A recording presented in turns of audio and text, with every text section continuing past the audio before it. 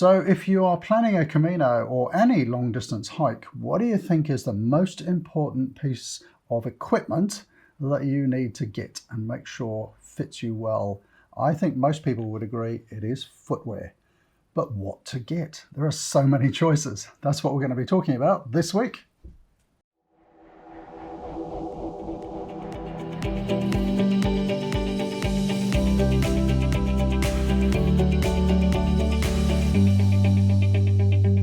So probably one of the hardest equipment choices for any long distance hike and a Camino is your footwear. I reckon if we took a poll of long distance hikers and Camino pilgrims, they would probably rate footwear as the most important and probably a pack as the second most important. So there's a couple of key messages I'd like to share on footwear. And that is, footwear is a very, very personal choice. So I'm not going to push any particular type of footwear. I'm just going to show you the various types that I've used and some of the types that you could think about. But footwear is so personal, and some people love to wear boots, some people love to wear trail runners, some people walk in sandals, so it is very personal. Let's just talk about the pros and cons of the different types of footwear. A few things to think about when you're considering footwear. If you have any particular foot issues, so my ankles aren't that great, and my 3 Caminos to date, I've actually been wearing what is quite a lightweight boot, which I really like, because I kind of have it in my head that this additional ankle support is really good. So do think about any particular foot problems you've got. If you have anything like sort of abnormal feet, it's very often worthwhile going to see a podiatrist. I actually have some orthotics made by a podiatrist, but there are some quite good orthotics that you can buy over the counter. I actually have a few foot problems, so I had these ones made specially. So do think about orthotics, because the standard sort of insole that comes with the shoes or the boots is not necessarily great. But there again, you probably only need orthotics if you've got particular foot problems. So foot problems can influence your choice. You know, you may want the additional sort of security and support of a boot. You may not need that. To a degree, pack weight is important, and anytime I go to buy shoes in a reputable store, as we did today, they sort of say, what kind of weight are you going to be carrying? Because if you're carrying a lot of weight, then a lot of people will recommend using a boot. If you're carrying a fairly lightweight pack, which we should be on Camino, you can get away with a lot other options. And then probably a few other things to think about are, do you want waterproof or not? Personally, I like waterproof footwear. Most people don't, and the reason they don't is that they consider that like a Gore-Tex boot or shoe is going to make your feet sweat a bit, and your socks are going to get wet, and that could actually cause blister problems, because remember, friction, heat and moisture are the things that cause blisters, so you don't want to be making your feet more wet. Personally, I like Gore-Tex. I've walked in pouring rain quite a bit and my feet stay perfectly dry. The thing that I do with Gore-Tex footwear though, which I would do even if I didn't have Gore-Tex footwear, is that I stop during the day and I take my footwear off and my socks off, air my feet. I'll generally change into dry socks. So I do that anyway as part of my sort of anti-blister routine. But you know, it's probably true that Gore-Tex footwear makes your feet a little bit hotter and sweatier. So that's something to think about. Okay, so what about when you go to buy footwear? And I'm going to show you some that I actually bought today. A guy recently advised me that if I'm going to go and buy hiking footwear, go later in the day, which actually makes a lot of sense, because you've been walking around, your feet have swollen up a bit. Your feet are, if you like, in more of a condition that they would be in when you're hiking. So we actually dropped into a hiking store this afternoon, having done that. So I think that's a good idea. The other thing which is very, very important is make sure that you are wearing the socks that you're going to wear on your hike, on your Camino. So I actually have a double sock regime. I have a thin liner sock, which wicks away the sweat, and then a much thicker outer woolen sock. So I made sure I was wearing those. And because I have custom orthotics, I brought those as well. Some people will say, take your pack so that you're walking around with the weight that you would be carrying. So, that's another thing to think about. So, picking some good footwear for hiking a very long distance takes a bit of care. I would also add, do your research. So I've been looking for some new footwear because my physios and podiatrists have said that I really shouldn't be wearing quite a heavy boot like this. This is actually a very lightweight boot, but what they're saying is I'm wearing more weight than I need to on my foot, and so it's causing additional strain on my knees, which are bad. And so I think for that reason, I'm going to try some lighter weight footwear, and I'll show you what I got today. I'm going to weigh everything as we go as well. So, and I might even put links to all of these. I'm not recommending these. I'm just suggesting these as different types of footwear that you might want to consider. So this is a Salomon one. I'll put the link down below. What does it actually weigh? Let's have a look. So if you're in North America and using old weights, oh no, we've got grams first. 568 grams, that's with my orthotic in it. What's that in ounces? It's 1 pound 4 ounces. Not sure if that's correct or not, but 567 grams. So that's actually a fairly lightweight boot. But if I can get less weight on my foot, that'll be a lot better. So I love these boots, but I do recognize that I have to get a bit of weight off my feet. So these are going to get retired. So what I've been on the lookout for are trail runners. And basically trail runners, if you haven't come across those, they're a cross between a sports shoe and a hiking shoe. So they have quite a reasonable sole on them, but they are much lighter. And I've been looking for some particular brands. I quite like Saucony. I wanted to try some Hokas. I actually was looking for the shoe version of these, so it's a hiking shoe rather than a trail runner. But unfortunately, they're a very narrow fit, so I've skipped those. But today, I actually went into a couple of hiking stores because my wife and I, Pat, we were up in the Blue Mountains west of Sydney. It's about 90 minutes west of Sydney. We don't normally do a lot of bushwalking in Australia, but we were up there with friends and did some bushwalking. And I was amazed at all these hiking stores everywhere. And I thought, I want to get some trail runners, so we're in the right spot. So I got 2 pairs to try because I'm really, I'm going from the boots to the trail runner, and it's going to be a while before my next Camino. And I reckon I might as well try a couple of different types. So the first ones I got, I was actually totally unaware of. And these are from LaSportiva.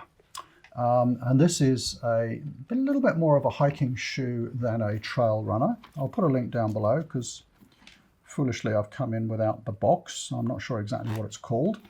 But these were incredibly comfortable. What I liked about them, so I remember I took my socks with me into the store. They've got a really good grippy sole. They're not too narrow if you look at that. And what you'll find when you look at different shoes, I think it's called the last, which is the kind of the shape of the foot, can vary considerably.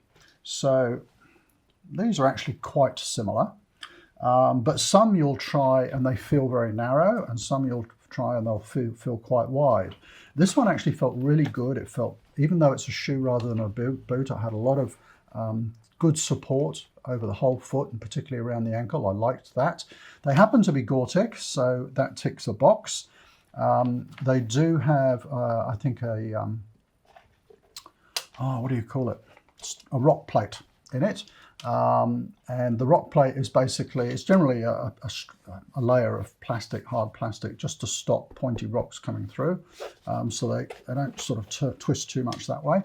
But I liked them. And what are the weight? I tried lots and lots of different ones in the store. Let's just check the weight of them. So they are 461. I've already forgotten what those are. So it's saving about 100 grams on each foot. What's that in pounds? Just over a pound and a quarter of an ounce.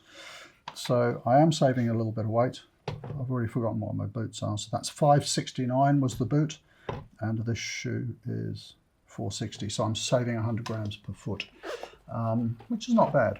To go much lighter than this, I think is quite tricky. You're going for a very lightweight bit of footwear, and you've got to think then, are you getting a good tread on it? You know, is it going to be strong enough, giving you enough support? You're really almost sort of getting into the realms of a running shoe. And I did look at some today and they said, oh, look, you know, for hiking, probably not enough support. So I'm looking forward to trying these out from LaSportiva. And it was a very good shop. I mean, you know, you sometimes feel that salespeople are just trying to make sure you walk out the door with something. I was talking to the owner there and they were saying that they sold loads and loads of these and for people going on Camino too. So that's more of a hiking shoe from LaSportiva. And I was so glad because I wanted to try Hokas. I believe they are pronounced Hoka One from New Zealand. And I've done lots and lots of research online, so you know, make sure you do as well so that you know what you really need and what you're looking for. And I actually wrote to Hoka as well, and I said, look, you know, this is the type of hiking I'm doing, what would you recommend? This was the one that they recommended. This is the Stinson ATR all-terrain. They also recommended the Speed Goat and the Challenger. The lady in the shop, who's an ultra runner, runs, you know, hundreds of kilometers, was great. And we tried all of those and she recommended this one. This one actually fitted the best and felt the best. Hokas are interesting if you've never worn them before. They're really sort of soft and springy, so I'm interested to see how these feel after a while. It's a much wider shoe than the LaSportiva, much, much wider. Look at those. And it felt really good walking around the shop. One of the things I noticed in trying on shoes, because I have my orthotic in here, it's lifting my heel a little bit more than the insole that comes with it.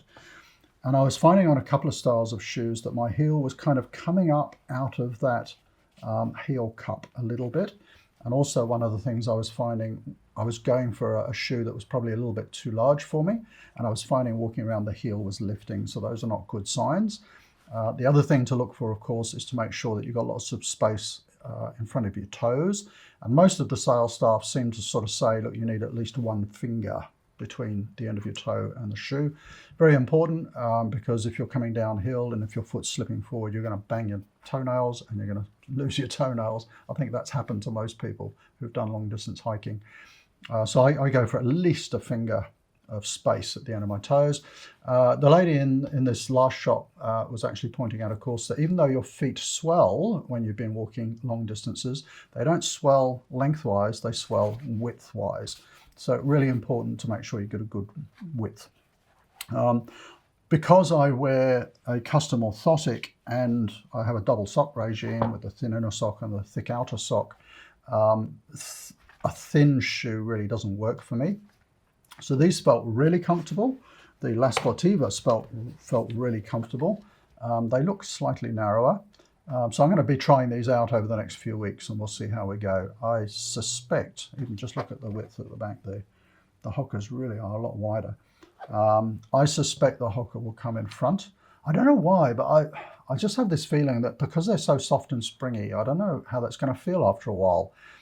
If you've tried Hokas, let me know down below in the comments. You know, do you really like that springy feel to it, or are there any sort of downsides to that? And have you tried the LaSportiva?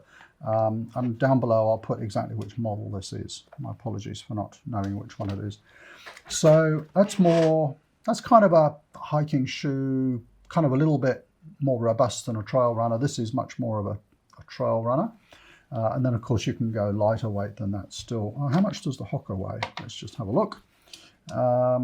So that is coming in at 340. Oh, I'm liking this. That's 100 grams down on LaSportiva, isn't it? So that's already 100 grams lighter than my boot, and this is 100 grams lighter again, which is my knees are really gonna like that.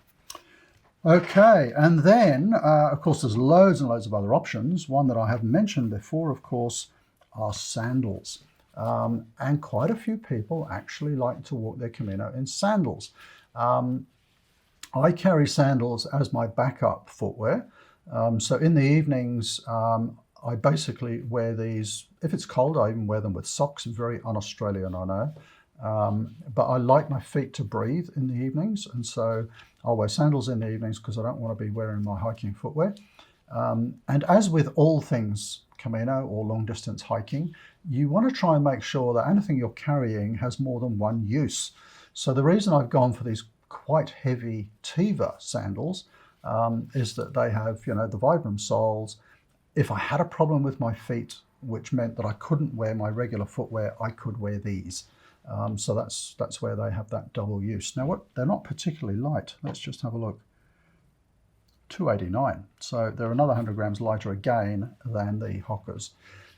I have tried and researched much lighter sandals, but they just wouldn't, be quite up to hiking, I don't think. Have you found some? Maybe comment down below. So these are only 289 grams or just over 10 ounces.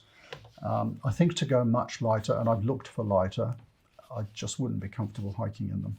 And these are really comfortable. I wear these every evening on Camino, and I wouldn't have a problem hiking in them. I prefer the support of a shoe or a boot, but if I couldn't wear those for some reason, I'd certainly be okay hiking in these. So there we go, just some thoughts about footwear. Not recommending anything in particular, and if you're new to hiking and Caminos, I just want to let you know that obviously there are loads and loads of options.